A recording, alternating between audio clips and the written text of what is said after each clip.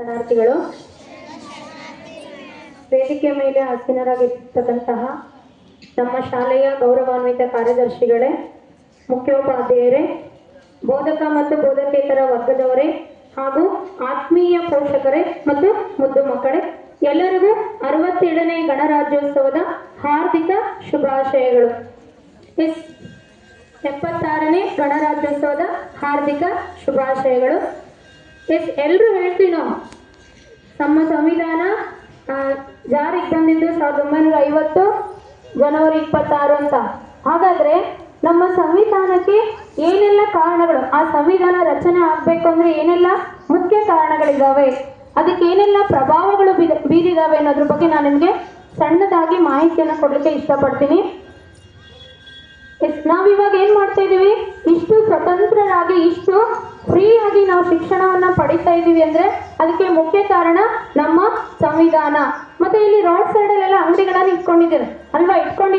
ಗೋಬಿ ಅಂಗಡಿ ಆಗಿರ್ಬೋದು, ಪಾನ್ ಅಂಗಡಿ ಆಗಿರ್ಬೋದು, ಹೋಟೆಲ್ ಆಗಿರ್ಬೋದು. ಅದೇ ರೀತಿಯಾಗಿ ಈ ಶಿಕ್ಷಣ ಸಂಸ್ಥೆಯನ್ನು ಕಟ್ಟಬೇಕು, ಇಷ್ಟು ಸ್ವತಂತ್ರವಾಗಿ ನಾವು ಕಟ್ಟಬೇಕು ಅಂದಾಗ ಅದಕ್ಕೂ ಕೂಡ ಮುಖ್ಯ ಕಾರಣ ಯಾರು, ನಮ್ಮ ಸಂವಿಧಾನ. ಹಾಗಾದ್ರೆ ನಮ್ಮ ಸ್ವಾತಂತ್ರ್ಯ ಸಿಕ್ಕಿದ್ದು ಯಾವಾಗ ಸಿಕ್ತು? ನಮಗೆ ಸ್ವಾತಂತ್ರ್ಯ ಯಾವಾಗ ಸಿಕ್ತು? ಆಗಸ್ಟ್ 15 ಇಸ್ವಿ ಯಾವುದು? 1975. ಜೋರಾಗಿ ಹೇಳ್ಬೇಕು, ಇಸ್ವಿ ಯಾವುದು? 1975. 1947 ಆಗಸ್ಟ್ 15ರಂದು. ಮತ್ತೆ ನಾವು ಇವಾಗ ಆ ಸ್ವಾತಂತ್ರ್ಯ ಹೋರಾಟದಲ್ಲಿ ಏನೇನೆಲ್ಲ, ಆ ಸಮಯದಲ್ಲಿ ಏನೇನಾಯ್ತು ಅಂತ ತಿಳ್ಕೊಳ್ಳೋಣ, ಓಕೆನಾ? ಸ್ವಾತಂತ್ರ್ಯ ಹೋರಾಟದ ಸಮಯದಲ್ಲಿ ಏನಾಯ್ತು, ಈ ಜವಾಹರ್ಲಾಲ್ ನೆಹರು ಅವರ ತಂದೆ ಮೋತಿಲಾಲ್ ನೆಹರು ಅವರು ಬ್ರಿಟಿಷರಿಗೆ ಹೇಳ್ತಾರೆ, ನೋಡ್ರಿ ನೀವು ನಮಗೆ ಸ್ವಾತಂತ್ರ್ಯವನ್ನು ಕೊಡ್ತಾ ಇಲ್ಲ, ಅಂದ್ರೆ ಸ್ವಾತಂತ್ರ್ಯವನ್ನು ಈಗ ನಮಗೆ ಕೊಡ್ತಾ ಇಲ್ಲ ನೀವು, ಆದ್ರೆ ನಿಮ್ಮ ಇಚ್ಛೆಯಂತೆ ನೀವು ನಮ್ಮನ್ನ ಆಳಲು ಆಗಲ್ಲ, ನಾವು ನಿಮ್ಗೆ ಒಂದು ವರದಿಯನ್ನ ಕೊಡ್ತೀವಿ, ಅಂದ್ರೆ ನಾವು ಒಂದು ರಿಪೋರ್ಟ್ ಅನ್ನ ಕೊಡ್ತೀವಿ, ಆ ಆಧಾರದ ಮೇಲೆ ನೀವು ನಮ್ಮ ದೇಶವನ್ನ ಆಳ್ವಿಕೆಯನ್ನ ಮಾಡ್ರಿ ಅಂತ ಹೇಳ್ತಾರೆ. ಅದಕ್ಕೆ ಜವಾಹರ್ಲಾಲ್ ನೆಹರು ಅವರು ಹೇಳ್ತಾರೆ ಬ್ರಿಟಿಷರಿಗೆ ಏನಂತ, ನೋಡಿ ನಮ್ಮ ತಂದೆಯವರು ಅಂದ್ರೆ ಮೋತಿಲಾಲ್ ನೆಹರು ಏನು ಕೊಟ್ಟಿದಾರಲ್ವಾ, ಮೋತಿಲಾಲ್ ನೆಹರು ಅವರು ಏನ್ ಕೊಟ್ಟಿದಾರಲ್ವಾ, 10-12 ಜನ ಅಂದ್ರೆ ಅವರಷ್ಟೇ ಒಂದು 10-12 ಜನ ಸೇರ್ಕೊಂಡು ಏನು ವರದಿಯನ್ನ ಕೊಟ್ಟಿದಾರಲ್ಲ, ಆ ವರದಿ ಪ್ರಕಾರ ನೀವು ನಮ್ಮನ್ನ ಆಳ್ವಿಕೆಯನ್ನ ಮಾಡಬೇಡಿ, ನಮ್ಮ ಇಡೀ ಭಾರತದಲ್ಲಿ ಇರ್ತಕ್ಕಂತಹ ಪ್ರತಿಯೊಬ್ಬ ಮನುಷ್ಯ ಅಂದ್ರೆ ಪ್ರತಿಯೊಬ್ಬ ಪ್ರಜೆ ಅಂದ್ರೆ ಎಲ್ಲಾ ಜಾತಿಯ ಜನರು ಸೇರಿ ನಾವು ಒಗ್ಗಟ್ಟಾಗಿ ಒಂದು ನಿಮ್ಗೆ ವರದಿಯನ್ನ ಕೊಡ್ತೀವಿ, ಆ ವರದಿಯನ್ನು ಇಟ್ಕೊಂಡು ನೀವು ಆಡಳಿತವನ್ನ ಮಾಡ್ರಿ, ಆವಾಗ ನಾವು ಒಪ್ಕೊಂತೀವಿ ಅಂತ ಹೇಳ್ತಾರೆ. ಅದೇ ರೀತಿಯಾಗಿ ನಮಗೆ 1947 ಆಗಸ್ಟ್ 15 ಸ್ವಾತಂತ್ರ್ಯ ಬರುತ್ತೆ. ಆ ಸ್ವತಂತ್ರ ಭಾರತದ ಪ್ರಪ್ರಥಮ ಲಾ ಮಿನಿಸ್ಟರ್ ಆಗಿ ಡಾಕ್ಟರ್ BR ಅಂಬೇಡ್ಕರ್ ಅವರಾಗ್ತಾರೆ. ಅದೇ ಸಂವಿಧಾನದ ಸಮಿತಿಯ ಅಧ್ಯಕ್ಷರಾಗಿ ಡಾಕ್ಟರ್ ಬಾಬು ರಾಜೇಂದ್ರ ಪ್ರಸಾದ್ ಅವರು ಅಧ್ಯಕ್ಷರಾಗಿ ನೇಮಕ ಆಗ್ತಾರೆ.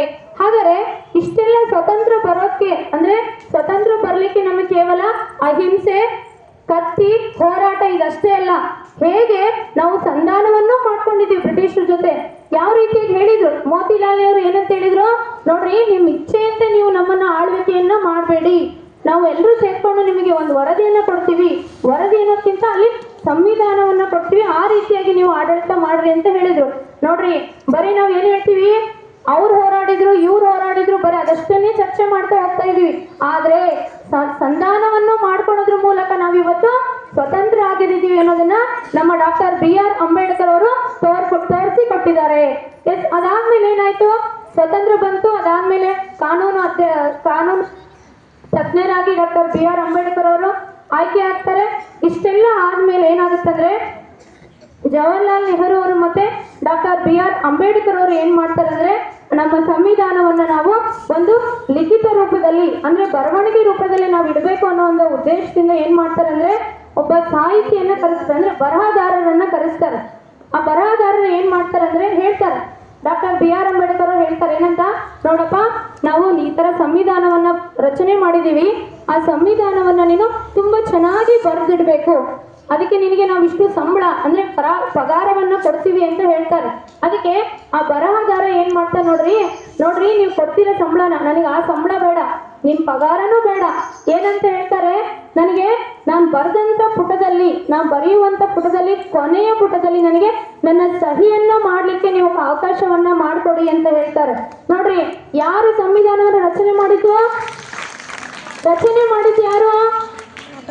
ಡಾಕ್ಟರ್ ಬಿ ಆರ್ ಅಂಬೇಡ್ಕರ್ ಅವರು. ಯಾರು ರಚನೆ ಮಾಡಿದ್ದು? ನೋಡ್ರಿ, ಅವ್ರು ಹೇಳ್ಬೋದಿತ್ತು ಏನಂತ, ನಾನು ಸಂವಿಧಾನವನ್ನ ರಚನೆ ಮಾಡಿದ್ದೀನಿ, ಆ ಬರಹಗಾರ ಅಲ್ಲಿ ಸೈನ್ ಹಾಕ್ತಾನೆ ಅಂದ್ರೆ ಅದು ಎಷ್ಟು ಸಾಧ್ಯ, ಎಷ್ಟು ಸರಿ ಅದು? ನಾನು ನಮ್ಮ ಅಪ್ಪಚ್ಚಿ ಸೈನ್ ಹಾಕೋಬಹುದು ಅಥವಾ ನನ್ನ ಕುಟುಂಬದವ್ರದ್ದು ಇನ್ನೊಬ್ರು ಸೈನ್ ಹಾಕೋಬಹುದು ಅನ್ಬೋದಿತ್ತು. ಆದ್ರೆ ಆ ಉದಾರತೆ ಭಾವನೆ ಏನ್ ಮಾಡ್ತು ಡಾಕ್ಟರ್ ಬಿ ಆರ್ ಅಂಬೇಡ್ಕರ್ ಅವರಿಗೆ? ಏನಾಯ್ತು? ಆಯ್ತಪ್ಪ, ಸಹಿಯನ್ನ ಹಾಕು ನೀನು ಅಂತೇಳಿ ಏನ್ ಮಾಡಿದ್ರು, ಆ ಸಂವಿಧಾನವನ್ನ ಇಂಗ್ಲಿಷು ಮತ್ತು ಹಿಂದಿಯಲ್ಲಿ ಆ ಸಂವಿಧಾನವನ್ನ ಲಿಖಿತವಾಗಿ, ನಮ್ಮ ಸಂವಿಧಾನ ಲಿಖಿತ ರೂಪದಲ್ಲಿದೆ, ಅಲಿಖಿತ ಸಂವಿಧಾನ ಅಲ್ಲ. ಬೇರೆ ದೇಶದಲ್ಲಿ, ಅಮೆರಿಕ ದೇಶದ್ದು ಕೂಡ ಅಲಿಖಿತ ಸಂವಿಧಾನ, ಅಲ್ಲಿ ಲಿಖಿತವಾಗಿ ಇಲ್ಲ. ನಮ್ಮದು ಮಾತ್ರ ಏನಾಗಿದೆ?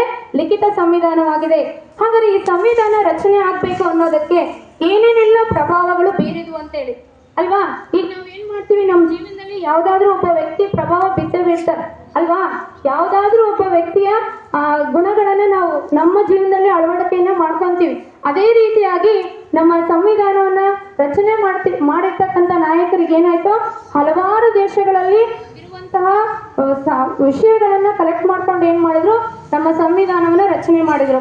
ಹಾಗಾದ್ರೆ ನಮ್ಮ ಸಂವಿಧಾನಕ್ಕೆ ಏನೇನೆಲ್ಲ ಪ್ರಭಾವಗಳು ಬೀರಿದ್ವು ಅಂತೇಳಿ ಅಂದ್ರೆ 1776ರಲ್ಲಿ ನಡೆದಿರ್ತಕ್ಕಂತಹ ಅಮೆರಿಕ ಕ್ರಾಂತಿ ಆಯ್ತು. ಆ ಅಮೆರಿಕ ಕ್ರಾಂತಿಯಲ್ಲಿ ಏನಾಯ್ತು?